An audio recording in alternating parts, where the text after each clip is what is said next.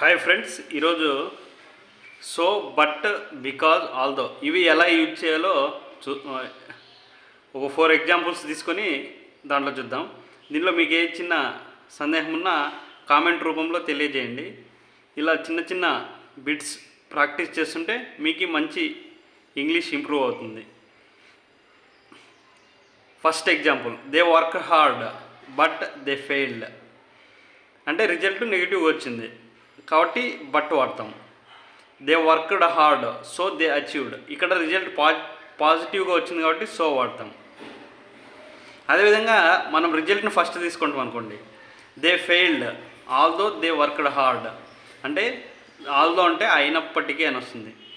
ఇక్కడ negative result వచ్చింది కదా, అందుకే ఆల్దో వాడాం. అదే they achieved because they worked hard, positive result మొదటిగానే పాజిటివ్ రిజల్ట్ వస్తే బికాజ్ అని వాడతాం. ఇది ఫ్రెండ్స్, దీంట్లో మీకు ఏ చిన్న డౌట్ ఉన్నా కామెంట్లో చెప్పండి. బట్ ఎందుకంటే ఇక్కడ నెగిటివ్ రియాక్షన్ వచ్చింది, సో ఎందుకు వాడామంటే పాజిటివ్ రియాక్షన్ వచ్చింది.